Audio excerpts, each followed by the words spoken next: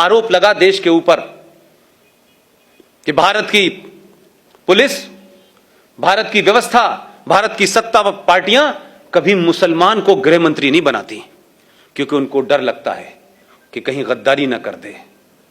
हमने कहा कि शायद ऐसा होता होगा, शायद यही वजह है 1989 में वीपी सिंह की सरकार में भारत का पहला मुसलमान गृह मंत्री बना 8 दिसंबर 1989 को, 89 को। उस आदमी का नाम था मुफ्ती मोहम्मद सईद। 8 दिसंबर को बनता है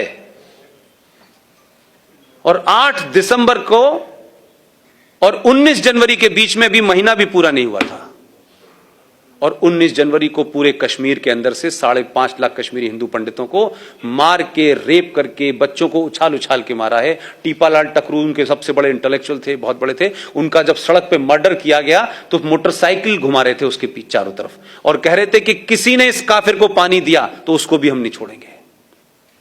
न मुफ्ती की बेटी रोई, न अब्दुल्ला रोया, न कश्मीरियत कहीं आई, और चुपचाप खत्म हो गया। आज इसके बारे में कहीं बात नहीं होती।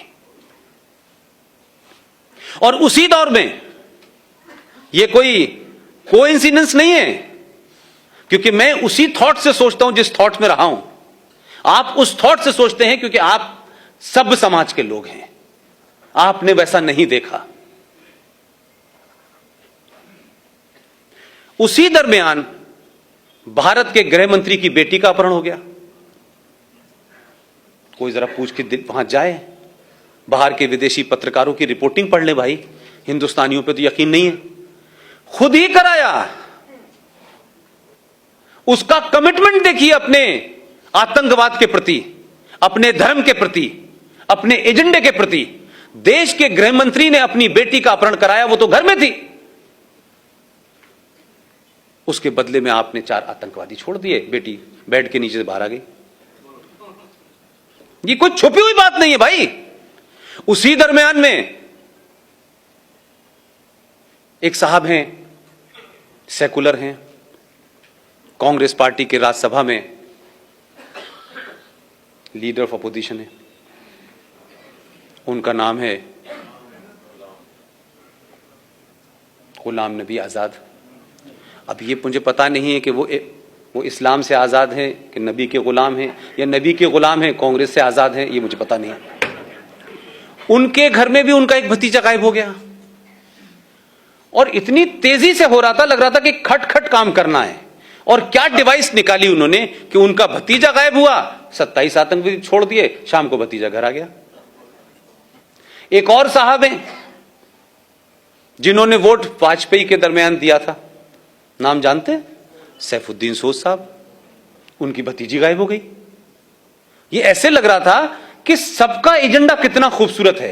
वो बात अलग थी कि वो वहां जब थे उनकी हैसियत दूसरी थी, वो दूसरी पार्टी में थे। उसके बदले में भी 7 लोगों को छोड़ दिया आपने। तो पहला इस देश के अंदर अगर हम ये कहें कि इंटरनेशनल टेररिज्म जो है वो भारत में कैसे पनपा, उसके लिए जिम्मेदार भारत का ये पहला मुसलमान गृह मंत्री है। एक घटना हो जाती है, मोदी के दौर में हुई, पूरी दुनिया में छा गई साहब, पूरी दुनिया के अंदर हंगामा हो गया। कोई वीजा रुकवाने चला गया, कोई धरना करने चला गया, कोई प्रदर्शन करने चला गया, लेकिन 5 लाख हिंदू अपने ही देश में शरणार्थी हैं। दिल्ली की सड़कों पे, दिल्ली हाट के सामने कोई पान की दुकान कर रहा है, कोई चूरन की दुकान कर रहा है, कहां कहां रह रहे हैं, कोई बंगलौर भाग गया, कोई कहीं भाग गया। लेकिन इस देश में कोई बड़ा जुलूस, कोई बड़ा प्रदर्शन, कभी संसद इसके लिए नहीं रही। इसलिए मैं जुडिशरी की भी तरफ आता हूं।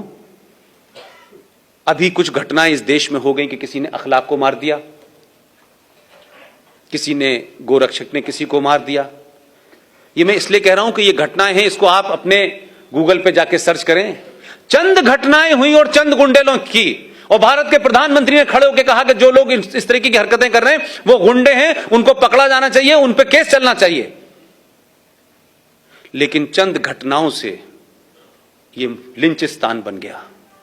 चंद घटनाओं से, जिसका किसी समाज से, किसी धर्म से लेना देना नहीं था। तो यहां भी समझ में आता है, सुप्रीम कोर्ट की बैनर हेडलाइन खबर थी, बैनर हेडलाइन खबर थी, we will not accept this lynching, government should take immediate and drastic action. इसी हिंदुस्तान के अंदर 1984 में दिल्ली के अंदर लुटियन दिल्ली में, जहां राष्ट्रपति, प्रधानमंत्री, सारी सत्ताएं के सबका पावर है, वहां 3,500 सिखों को दौड़ा दौड़ा कर मारा, सड़कों पे मारा, गले में टायर डाल के मारा, बच्चों को उछाल उछाल के मारा, बॉक्स में जो लोग छुप गए थे उस बॉक्स में आग लगा के मारा। भाई साहब, सुप्रीम कोर्ट ने कभी नहीं कहा कि इस देश में अगर मॉब लिंचिंग पहली हुई थी तो वो तो ये थी, कभी नहीं बोली। 3.5 लाख और 5 लाख कश्मीरी हिंदू पंडितों के साथ किया, वो मॉब लिंचिंग नहीं थी। लेकिन सुप्रीम कोर्ट का पाखंड और ड्रामा देखिए कि सुप्रीम कोर्ट क्या कर रही है। सुप्रीम कोर्ट भारत की सेनाओं को डायरेक्शन दे रही है। क्या डायरेक्शन है साहब? कि देखिए, आप जब आतंकवादी से लड़ें तो ये जो पीछे जो आपके देशभक्त लोग हैं जो आप पे पत्थर मारते हैं, क्योंकि भटके हुए लोगों ने पता नहीं पत्थर कहां मारना था तो गलती से आप पे मार रहे हैं, लिहाजा आप इन पे गोली ना चलाएं, आप इनके ऊपर प्लास्टिक की गोली चलाएं। सेना का एक आदमी विदेशी आतंकवादियों से लड़ रहा है, उसका मुंह इधर है, फिर वो अपनी बंदूक से प्लास्टिक की गोली डाले, फिर इधर चलाए। जब उनसे कहा कि ऐसा मुमकिन नहीं है, बोले नहीं, उनके ऊपर पानी डालें, गर्म पानी डालें। तो वो पहाड़ों में पहले टैंक लेके जाए अपने कंधे पे कि पहले मतलब मानसिक दिवालियापन है इस देश के अंदर यार। वही कहता है कि गर्म पानी डालो, ठंडा पानी डालो, प्लास्टिक डालो, और इतनी चिंता होती है कि बाकायदा प्लास्टिक की गोलियों की नपाई इंची टेप से करने लगता है सुप्रीम कोर्ट। सुप्रीम कोर्ट को इस बात की चिंता है कि मुंबई की दही हांडी की लंबाई कितनी है भाई, ये ज्यादा हो गई आधी इंच तो भाई साहब पे केस चलेगा। महाकाल पे पानी कैसे चढ़ेगा, आधे किलो चढ़े, 250 ग्राम चढ़े। लेकिन इसी सुप्रीम कोर्ट ने दिल्ली से सटा हुआ एक 40 किलोमीटर की दूरी पर एक जगह है, एक आदमी, वो गलत था सही था यह विषय नहीं है, वो किसी गलत काम में पकड़ा गया, यह बात अलग है कि वो भी वही सब कर रहा था। अगर 1400 साल पहले टेलीविजन होता तो तब भी यही हो रहा था। तो सुप्रीम कोर्ट ने हुआ क्या कि जब आपने कहा कि राम रहीम का ये जो पूरा इसका वो बना हुआ है, इसको ध्वस्त करना है और यहां बड़ी गंदगी हो रही है, बड़ी मारकाट हो रही है, तो सुप्रीम कोर्ट की बात सुनने से पहले आप ये देखिए कि मात्र दिल्ली से 40 किलोमीटर जो एनसीआर का इलाका है जहां सत्ता चलती है, आपने उन लोग जो उस राम रहीम के चाहने वाले थे, राम रहीम गलत था सही था यह विषय नहीं है मेरा, लेकिन राम रहीम के चाहने वालों ने पुलिस को उसकी जो बना हुआ था उसका बड़ा सा आश्रम, उसमें जाने से रोका। ना तो उनके हाथ में डंडा था, ना AK-47 थी, ना वो किसी को मार सकते थे, रोकने का अधिकार था, एक डेमोक्रेसी में रोक रहे थे, वो आपको पूरा अधिकार था। ना इस देश में उन पे लाठीचार्ज हुआ, ना उनके ऊपर कैनन से पानी डाला गया। डीसीपी ने ऑर्डर दिया, पॉइंट ब्लैंक गोली चली और 34 लोग मर गए। सुप्रीम कोर्ट ने नहीं कहा कि आपको गर्म पानी डालना चाहिए था, आपको पानी नहीं डाला आपने तो आपको केन चलानी चाहिए, सुप्रीम कोर्ट ने कहा ही नहीं कुछ। वो तो भारत की सत्ता के खिलाफ नहीं लड़ रहे थे ना भाई, वो तो हथियार भी नहीं उठाए थे। ये पाखंड है आपके सुप्रीम कोर्ट का। आप उनसे उम्मीद कर रहे हैं कि वो डेट देंगे कि 6 तारीख को अयोध्या की सुनवाई होगी, फिर 6 तारीख को जज आएंगे, फिर जज के पेट में दर्द हो जाएगा, फिर जज चला जाएगा। इसलिए सुप्रीम कोर्ट नहीं, दुनिया की हर ताकत आपको टेक इट फॉर ग्रांटेड लेगी, क्योंकि आप सामूहिक तौर पे के ऊपर अपना गुस्सा नहीं निकालते हैं, आप बोलते नहीं हैं। मैंने इसीलिए कहा कि इस देश की मुख्यमंत्री कह सकती है ये बात, मुझे और आपको किसने रोका है? कंटेम्प्ट ऑफ कोर्ट होगा, ठीक है, कंटेम्प्ट ऑफ कोर्ट होगा, करें, 5, 10, 20, 50 लाख लोगों पे करेंगे, करिए। हम डरते क्यों है भाई? अब इस देश में भी हम डरेंगे भाई? महबूबा मुफ्ती को क्यों नहीं डर लगता और क्यों आपको डर लगता है? उस पे कंटेम्प्ट ऑफ कोर्ट क्यों नहीं होता कि वो सुप्रीम कोर्ट को कहती है कि हम तिरंगा नहीं उठाने देंगे अगर इससे आपने छेड़छाड़ की गई? वो केस सुप्रीम कोर्ट में चल रहा था भाई, हम बोलते नहीं है। तो सुप्रीम कोर्ट अजीबोगरीब फैसले देती रहती है। इसलिए इस सुप्रीम कोर्ट भी ये जानती है कि ये समाज जो है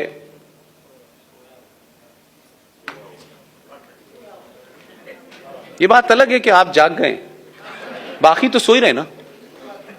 आपने जगाने भेजा इसे, वो चौकीदारी करके सीटी बजा बजा के जगा रहा है, लेकिन समझ नहीं रहे वो लोग कि भाई ये जगा रहा है, समझ में नहीं आ रहा। बस वो इतने ही सिंबॉलिक समझ रहे हैं, उसकी फिलॉसफी नहीं समझ पा रहे, क्योंकि उसके समझने के लिए ये चाहिए होता है।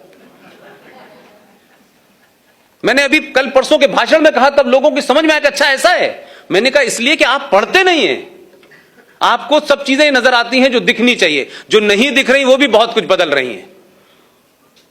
इसलिए भारत 1947 में पैदा नहीं हुआ था। भारत की पहचान ताजमहल और लाल किला और कुतुब मीनार नहीं है। भारत की पहचान 5000 साल पुरानी है। आपको एहसास ही नहीं है कि आप किनके वंशज हैं। आपके अंदर का पुरुषार्थ समाप्त हो चुका है। आपका आदमी एक कहानी सुना करके पहले मन की बात में लोगों को बताने की कोशिश करता है कि भैया ऐसे समझाओ। मैं प्रधानमंत्री की कुर्सी पर बैठने के बाद इतने ही कह सकता हूं, किसी की समझ में नहीं आ रहा। लोगों ने उसको कहानी सुना जैसे कोई दादी और नानी ने सुना दी हो। 3 बार जब मैंने लोगों से कहा अच्छा साहब ये मतलब था, मैंने कहा भाई साहब ट्यूबलाइट है क्या आप? पहले मन की बात और पहली पार्लियामेंट की स्पीच को सिर्फ पर्पस से सुनिए। अगर ऐसी सोच के लोग 10-20 भी हो जाएंगे, आपका काम हो जाएगा। लेकिन मेरा कहना है कि समाज क्यों नहीं उस तरफ बढ़ रहा?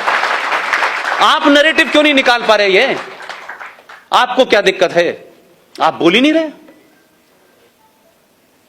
इसीलिए राष्ट्रपति भवन के अंदर अब इफ्तार नहीं दिया जा रहा।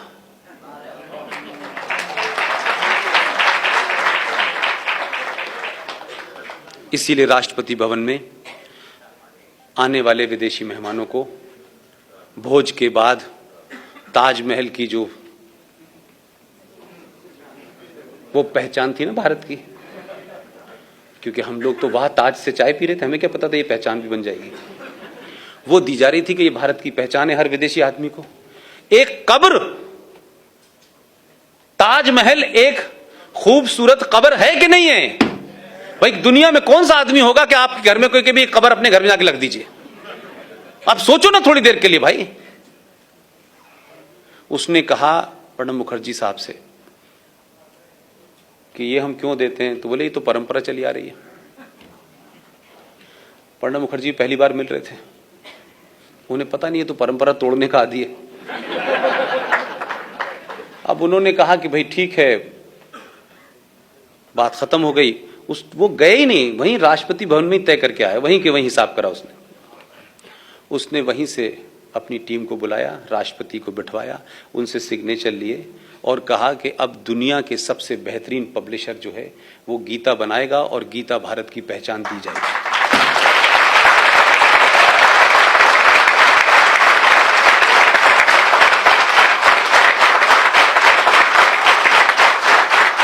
अगर आप परंपरा तोड़ेंगे नहीं और ये एक कवर अप ले लेंगे कि ये परंपरा है, तो परंपरा बनती ही टूटने के लिए है।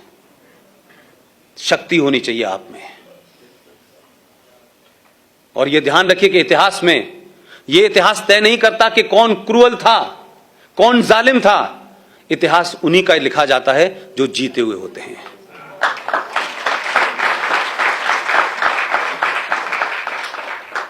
आज आप पूरे दिल्ली के अंदर 57 सड़कें हैं, Aurangzeb road, Babar road, Akbar road, Shahjahan road, Humayun road, ये सारी रोड हैं।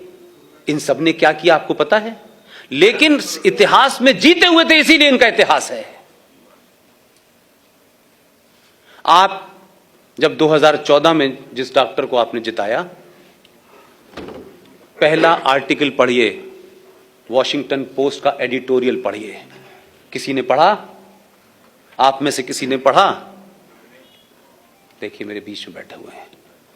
ये हर आदमी को पता होना चाहिए कि वॉशिंगटन पोस्ट ने अपना पहला एडिटोरियल मोदी के जीतने पे क्या लिखा था। उसकी क्रक्स बता रहा हूं। उसमें सिर्फ इतनी बात कही गई कि भारत, आजाद भारत में पहली बार भारतीय सरकार बनी है।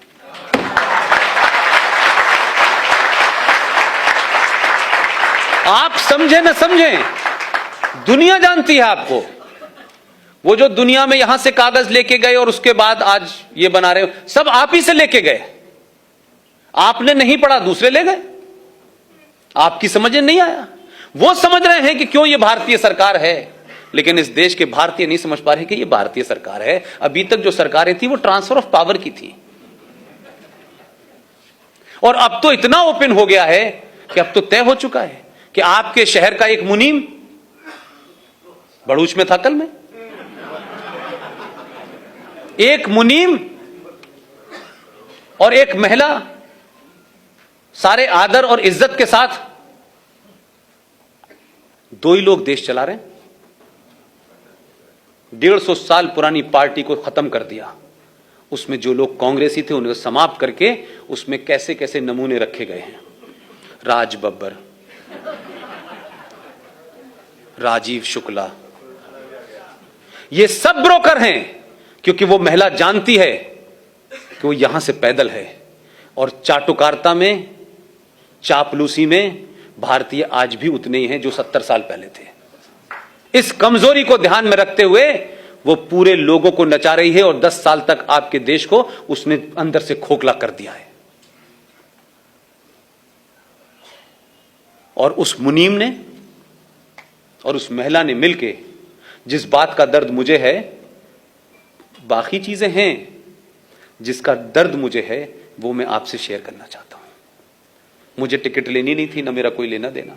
मेरे बाप भी फ्रीडम मूवमेंट में थे, वो भी मेरा दर्द नहीं है।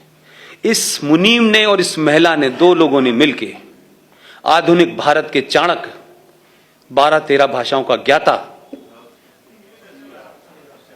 महान बुद्धिमान लीडर, उसको दिल्ली में दफन नहीं होने दिया कि इसकी कब्र कहीं दिल्ली में न बने। और जहां वो गया और जहां अंतिम संस्कार हुआ, ऐसा इंश्योर किया कि उसकी लाश को कुत्ते खा रहे थे, कुत्तों ने खाया। और उसके परिवार को समाप्त करने के लिए कैसे कैसे मुकदमे गए। कोई लड़का कहीं भाग गया, किसी ने सुसाइड कर लिया, उसका नामो निशान नहीं है। हमने उसके बारे में नहीं पूछा। एक महिला और एक मुनीम, यह सवाल नहीं पूछा हमने किसी से कि उसकी डेड बॉडी, जो बचपन से लेके अपने अंतिम समय तक कांग्रेसी था, 24 अकबर रोड पे आखिरी उसके दर्शन के लिए 24 अकबर रोड के दरवाजों पे इंस्ट्रक्शन था कि खोला नहीं जाएगा। वो प्राइवेट लिमिटेड बना देती है इस आधुनिक भारत में। तो भाई, अंग्रेज तो थोड़े बहुत ज्यादा थे, तब आप उनके चाटुकारिता कर रहे थे, तब आप उनके पीछे लगे हुए, तो समझ में आता है। आज तो 100% आप थे। एक महिला ने आपको 10 साल नचा के रखा, हम कोई नहीं बोले, क्योंकि नरसिम्हा राव से हमारा कोई संबंध नहीं है। वो इस पार्टी का था, उस पार्टी का था, लेकिन आधुनिक भारत का चाणक्य था। बहुत पास से मैंने चीजें देखी उनकी, और एक चीज तो वो पूरी दुनिया के सामने करके गए।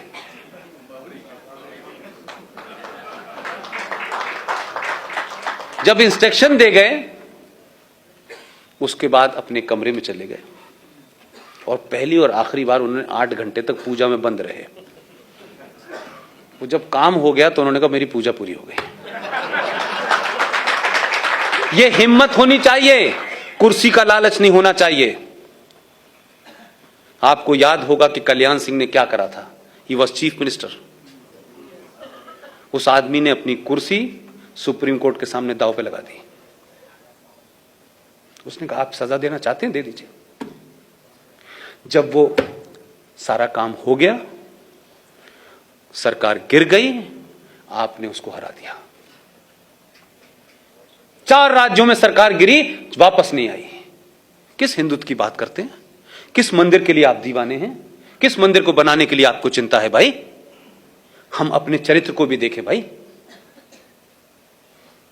जो आदमी से रिश्ता नहीं है, वो कब 1500 में आया था, उसकी मां मंगोलिया की थी, बाबर से कोई लेना देना नहीं है, इनका कोई डीएनए उनके साथ नहीं है, लेकिन इसलिए प्रतिबद्धता है कि वो मुसलमान था और ये मुसलमान है, लिहाजा मस्जिद बनेगी तो बाबरी की बनेगी, नहीं तो नहीं बनेगी।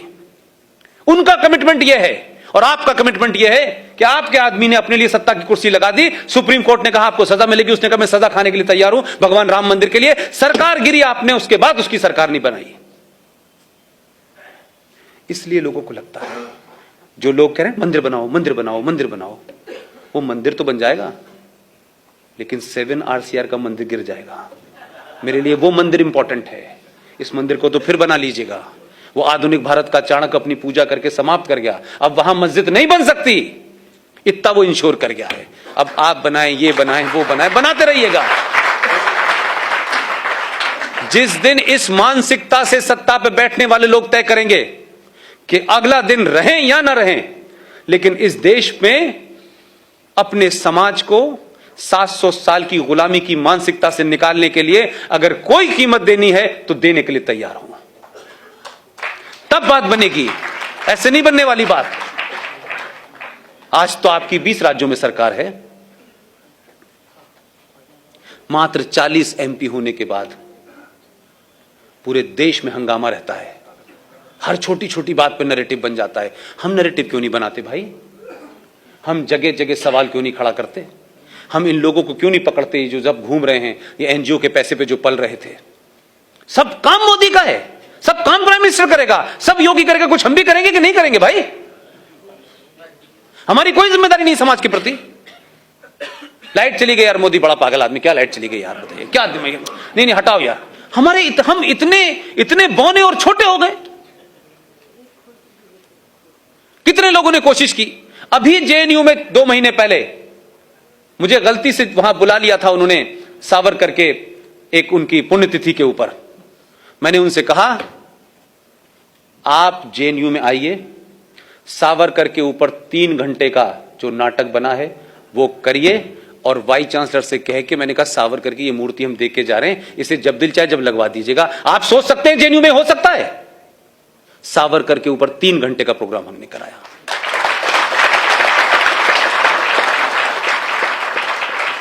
ये बार बार मैं कोई अपनी तारीफ में कसीदे नहीं कर रहा हूं, मैं कह रहा हूं आप सब एक न्यूक्लियर बम है। अपनी शक्ति को पहचानिए, कमाइए पैसा, सब कुछ कीजिए। अगर सब कुछ रहेगा तब हम आप रहेंगे। ये सब कुछ रहने वाला नहीं है। ये बड़ा आर्टिफिशियल दिख रहा है कि देश चल रहा है। जो स्थिति है 10 साल से ज्यादा नहीं चलेगा। हम पीस खरीद रहे हैं, ठोड़ियों में हाथ डाल के पीस खरीद रहे हैं। और किन से खरीद रहे हैं? दंगाइयों से, तोड़ने वालों से ठोड़ी में हाथ डाल रहे हैं कि भाई देखो हमने, अरे तुमने 30,000 मंदिर तोड़े, तुमने नहीं तोड़े, उन्होंने तोड़े। अब यह मुझे समझ नहीं आया कि भारत सरकार का कौन सा ऐसा डॉक्यूमेंट है कि जो जब जा रहे थे तो इनको वसीयत कब करके चले गए? ये जो रहमानी, सलमानी, शैतानी जो आते हैं टेलीविजन पे, इनको वसीयत कब करी उन्होंने कि भाई तुम हमारे असली वारिस हो, हम मकान तुम्हारे नाम कर जा रहे हैं, तुम कुंडी ताला लगाते रहना यहां। वो लोग आपको डरा रहे हैं। उनके पास कुछ भी ऐसा नहीं है कि वो दुनिया को ये कहें कि हमने 1400 साल में इस दुनिया को एक सुई बना के दी है। 1400 साल की हिस्ट्री में एक चीज बता दीजिए मुझे जो उस सिविलाइजेशन ने बनाई हो और दुनिया की किसी सिविलाइजेशन को दी हो। पूरे दावे के साथ कह रहा हूं मैं। हां, 1400 साल में उन्होंने एक चीज जरूर बनाई है जो आप में से किसी ने नहीं देखी, वो मैंने लाइव देखी है। 1400 साल में इस्लामिक रिपब्लिक ऑफ पाकिस्तान ने एक बम इजाद किया है। वो बम क्या है? अफगानिस्तान और का जो बॉर्डर लगता है खैबर पख्तूनख्वा के साथ, जिसको बहुत पहले हम लोग नॉर्थ वेस्ट फ्रंटियर पाकिस्तान कहा करते थे, अब वो खैबर पख्तूनख्वा यानी KPK कहलाता है।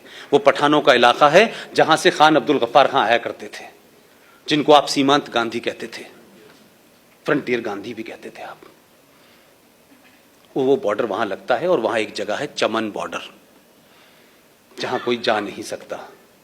लेकिन हमारी नौकरी और हमारे लोगों के साथ जो रसूख था, हम वहां गए। वहां एक बड़ी मस्जिद बनी हुई थी, लोग नमाज पढ़ रहे थे। नमाज खत्म हुई, इमाम साहब ने घोषणा की, हमारे बीच में आज जनाब रफीक साहब वल्द फलाने, वल्द मीन उनका किसका बेटा, यहाँ का रहने वाला है, जिहाद के लिए अल्लाह की राह में आज फिदाइन हमले के लिए तैयार होके जा रहे हैं। और सब कहते थे आमीन। और सडनली मैंने देखा एक ऐसा बच्चा, एक पठान के बच्चे जो होते हैं ना, थोड़ा सा खूबसूरत से बहुत होते हैं। छोटा सा बच्चा, कोई 12-13 साल का बच्चा था, उसको कंधे पे बिठाया गया, उसकी मालाएं डाली गई और यह सिलसिला वहां नॉन स्टॉप चल रहा है। और मात्र पाकिस्तान की करेंसी में 3,500 की एक बेल्ट आती है, उसके बेल्ट बांध दी। वो सुसाइड बॉम्बर की बेल्ट होती है, रिमोट से आप कहीं दबा दी उड़ जाएगा। और जाकर के चमन बॉर्डर पे छोड़ते जाते थे और फिर आते थे और वो घूमता रहता था। इनको लगता था कि किस थाने में पहुंचा वो अफगानिस्तान के, रिमोट दबाया उड़ गया। ये ईजाद किया इस कौम ने 1400 साल में। वो कौम आपको डरा रही है, उसके मानने वाले आपको धमका रहे हैं। उन्होंने 47 में कौन सी पीस थी वो भी हमने देखी। कश्मीर में क्या हुआ हम नहीं माने। हम हर दिन कुछ हो रहा है लेकिन हम तैयार नहीं है इस बात के लिए कि भाई ये सच्चाई है, इसको मान लें। अभी भी बहुत सारे लोग कहते हैं। मैंने कहा कि भाई रफीक अहमद के घर की जाके सिवैयों खाने से बेटर है जाके दलित के घर का एक दिन पानी पी लो, सब ठीक हो जाएगा।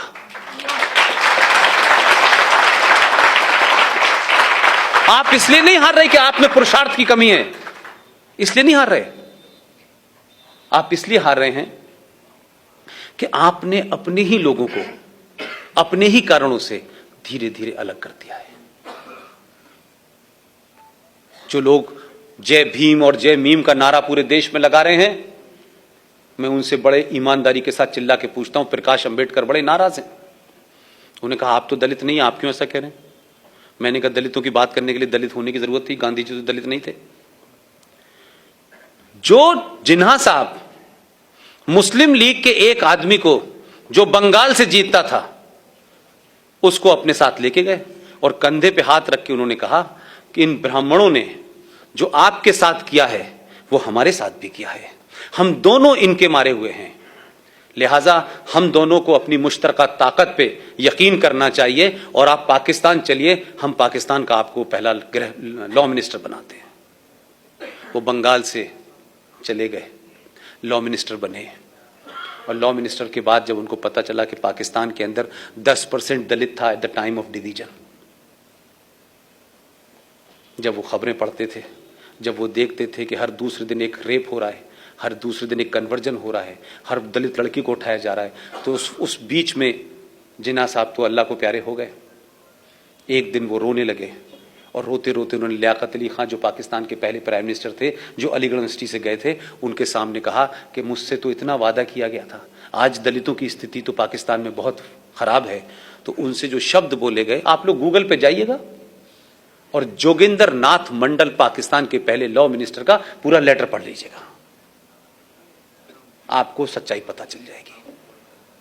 हमारे ऊपर तो बड़ा इस बात का निगाह रखी जाती है कि किस दलित को हमने छेड़ दिया। आज हमने तो संविधान में भी कर दिया, संविधान के बाद नाजायज चीजों को भी मान लिया और गली मोहल्ले में सब जगह अंबेडकर की मूर्ति लगा दी, अपनी लड़की देके अंबेडकर के साथ शादी भी कर ली, अंबेडकर को महान भी बनाया, उनको ओहदा भी दिया, लॉ मिनिस्टर भी बनाया, संविधान भी लिखा। उसके बाद भी हमारे ऊपर आरोप है कि आज भी दलितों के साथ ब्राह्मण और अपर कास्ट बड़ी जातियां करती है। और जिनके भरोसे पे गए थे वहां से रोते हुए आए और इस देश को पता नहीं चला कि जोगिंदर नाथ मंडल पाकिस्तान के पहले लॉ मिनिस्टर कहां गुम हो गए, कहां मरे, कहां नहीं मरे, उनका पता नहीं चला। हमने उससे नहीं सीखा, हमने अपने लोगों को धीरे धीरे अपनी वही आदत रखी और आज जय भीम और जय मीम हो रहा है, वही दोहराया जा रहा है। उनको एजेंडा पता है कि हिंदू की जो लार्जर फैमिली है, जो लोग लड़ सकते हैं हमसे, जो लड़ते वक्त हमसे पूछेंगे नहीं, उन लोगों को धीरे धीरे एक एजेंडे के तहत आपसे अलग किया जा रहा है। आपके अंदर की ताकत कैसे कमजोर हो, उन्होंने इसका इंतजाम कर लिया है। पूरी दुनिया के अंदर, चाइना में इस्लाम के मानने वालों के साथ क्या हो रहा है यह पता है आप लोगों को? सबको पता है। भारत में भी हर मुसलमान को पता है, पाकिस्तान को पता है। लेकिन एक संगठन है जिसमें भारत की विदेश मंत्री को पहली बार गेस्ट ऑफ ऑनर दिया था, वो भी आयतें पढ़ रही थी वहां। इस्लामिक नेशंस का एक संगठन है, वो संगठन हर बार 6 महीने बाद, हर 6 महीने बाद एक प्रस्ताव लाता है और वो प्रस्ताव चीन के खिलाफ होता है कि चीन में मुसलमानों के साथ ज्यादती हो रही है, ना दाढ़ी रखने पे सवाल है, मोहम्मद नाम नहीं रख सकते, 5 वक्त की नमाज नहीं पढ़ सकते, अगर जिस चटाई पे नमाज पढ़ी है उसको आपको जमा करने जाना है, मस्जिदों को आपने कहा है इस आकार की नहीं इस आकार की बनेंगी, रमजान 8 घंटे का नहीं होगा 3 घंटे का होगा, लिखित में आदेश है, वगैरह वगैरह। वही इस्लामिक देशों में जब उसके खिलाफ प्रस्ताव आता है तो इस्लामिक रिपब्लिक ऑफ पाकिस्तान जो अल्लाह मियां ने बनाया है, जो ये कहते हैं कि पाकिस्तान का जन्म तो गज़वाए हिंद को पूरा करने के लिए है, गज़वाए हिंद पूरा होना ये अलग बात है, गज़वाए हिंद पे बहस अलग हो सकती है, वो पाकिस्तान उस रेजोल्यूशन के खिलाफ वोट देता है कि ये पारित ना हो। और वो गठजोड़ में इसलिए आपको समझाने की कोशिश कर रहा हूं, सिर्फ उसमें एक ही दोनों के बीच में मुआहदा है कि तुम्हें इन मुसलमानों की दाढ़ी काटनी है काटो, मारो पीटो, कुछ मत करो, लेकिन यूएनओ के अंदर अजहर मसूद को तुम्हें बचाना है। ये गठजोड़ आपको समझ आता है कि नहीं आता है कि उसने अजहर मसूद को बचाना है, उसके खिलाफ प्रस्ताव आएगा तो हम चुप रहेंगे। वो पाकिस्तान जिसको कश्मीर में मुसलमानों की चिंता है, कटिहार के मुसलमानों की चिंता है, रामपुर के मुसलमानों की चिंता है, धारा 370 की चिंता है, वो पब्लिकली नहीं कहता, अंदर अंदर ये भी खेल है। इससे आप एक बात निकालें जो मुझे अपने मतलब की नजर आती है, जब आप मजबूत होते हैं ना तो आपके खिलाफ भी प्रस्ताव नहीं आता। आपको बुलाया इस्लामिक देशों ने गेस्ट ऑफ ऑनर करके, और जो फाउंडर था वो नहीं आया, क्योंकि उसे लगा कि सुषमा स्वराज ही कुरान पढ़ने लगी तो हमारे जाने की जरूरत क्या है।